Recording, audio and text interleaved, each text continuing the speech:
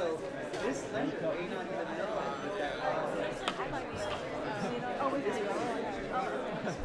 I'm noticing in today's FT, there's one of these full-page articles they sometimes have called Leaner and Meaner, where they're basically speculating about what is the future of banking, what new model is going to emerge from this crisis. Given, and there's a couple of issues there. One is that banks have learned their lessons of some kind or other from the crisis, so they're not going to. The kind of mistakes they're going to make in the future will be different mistakes than they made that led to this crisis. But the other thing is the regulatory landscape, which has yet to firm up, and it's not exactly clear. And banks will be, of course, in their business models, responding to that regulatory landscape. In this regard, I want to draw your attention to an article on page 5 here, where it says, "Banks braced for proposals to ring-fence trading." Okay, so I want to translate some of this for you. There's a third paragraph down. It says, the idea draws on the UK's Vickers Commission, which last year recommended that banks' retail operations should be ring-fenced, and the US Volcker rule limiting proprietary trading. Okay, so there's two things there, okay, that we need to understand. Ring-fencing and limiting proprietary trading. So what are we talking about here? These are proposals for regulation that are, some version of them will become law, but it's not clear how rigorous or what the exceptions will be and so forth. So the idea of ring fencing is this.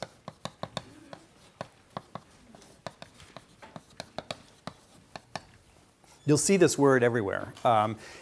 What it seems to mean, what they talk about is ring fencing the retail operations of the bank, okay? So if you think of what a bank is, okay, the retail operations have both a liability side to it and an asset side to it, meaning that there are retail deposits and there are retail loans. Now, when they say retail, they mean loans to you and me, mortgages, for example, or household credit, credit cards, that sort of thing. I think they typically also mean businesses, okay? Because they're distinguishing not household from business, but retail from wholesale, okay? So, and wholesale is like borrowing in the Eurodollar market, which we're going to talk about today, as opposed to deposits, or lending in the Eurodollar market, or speculation in some kind of derivative market or something like that. The ring fencing idea is to take all of the retail loans, all of the retail deposits, and allocate to them some of the bank's capital dedicated to that, and some of the bank's reserves possibly too, to that, and then ring fence it. So that all the other stuff that the bank does, okay, trading assets, wholesale borrowing, for example, all of that activity has to have its own separate capitalization and its own separate reserves. Okay? So that if there's a problem on this side, and if they lose a lot of money here, the point is that that part of the bank is somehow legally separate, or it can just fail. Okay, and this part of the bank can be carved off and kept safe and separate. That's the ring fencing idea. Okay.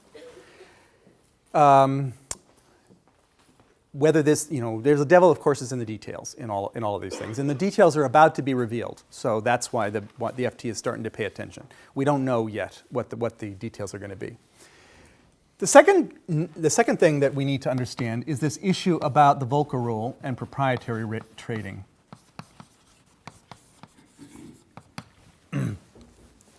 Versus proprietary trading. The Volcker rule, in simple terms, says that you can't do any proprietary trading if you are a bank. Okay? What that means is essentially speculation on the direction of movement of some price or other. What you can do, okay, is something that is market making that is so-called matched book. So there's this difference between matched book and speculation.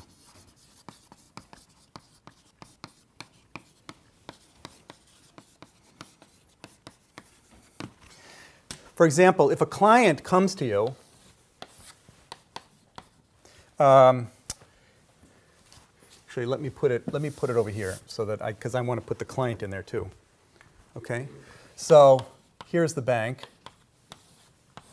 and here's a client. So if a client comes to you, now this is about the trading book, first of all. Okay, if a client comes to you and says, "Look, I'd like to, I have some risky asset that I'm holding here. I'm a pension fund, let's say, and I would like to sell off some of that risk. I would like to hedge some of that risk. I would like a credit default swap, please." Now, we don't yet know in this course very much exactly what a credit default swap is, okay? But suffice it to say that it's an instrument that transfers some of the risk of this asset to the person who's on the other side of that contract, okay? So it's a kind of insurance. You could think of it in that way. It's not regulated by the laws of insurance and it's not also a large numbers game like insurance, but it has that quality that it allows this client to hold a risky asset and feel they're not exposed to that risk. That if this asset collapses, they will be paid. And they'll be paid by the person who's on the other side of that credit default swap, which is the bank. Okay. The Volcker rule wants banks to be allowed to be in this business, but it doesn't want them to have naked positions like this. It wants to say, you can do this, but then you have to find somebody on the other side of that contract. Okay? So you have to find some other client here, okay, and do an opposite trade with them. Okay? This then is matched book, okay, in the sense that you are on both sides of the trade. You're making markets, okay? You're acting as a dealer in derivatives, actually. And we're going to have a lot to say about derivatives, about dealers later on in this course. In the sense that the client is coming to you, okay, and you are selling them the CDS that they want, and then you are focusing on another client, and you are buying a CDS from them, okay. So you're on both sides. So it's just like the repo dealer that we saw last time, right? Except now with a derivative, and the exposure is on the balance sheet of the bank. This is matched book. This is allowable under the Volcker rule.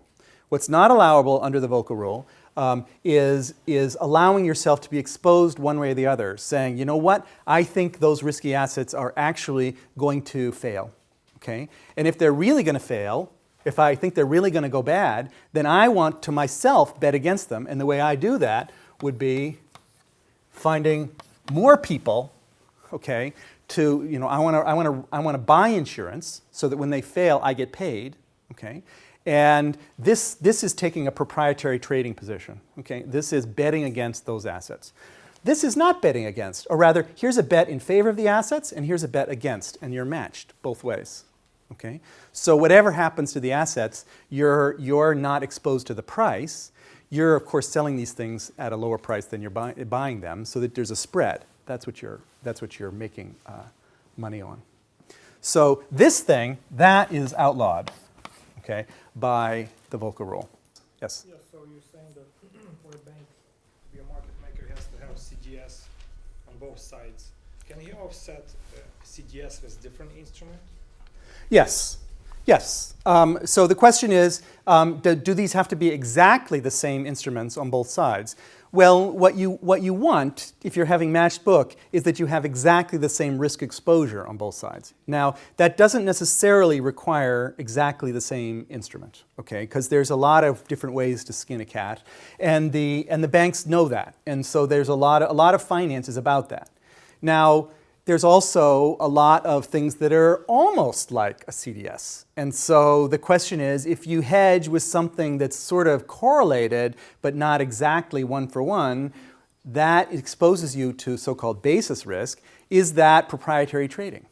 You know, maybe yes, maybe no. And if you outlaw that, then you make it very difficult for the bank to hedge. And if the bank it can't hedge, they can't do this trade in the first place. So that's what I say, that the devil is in the details.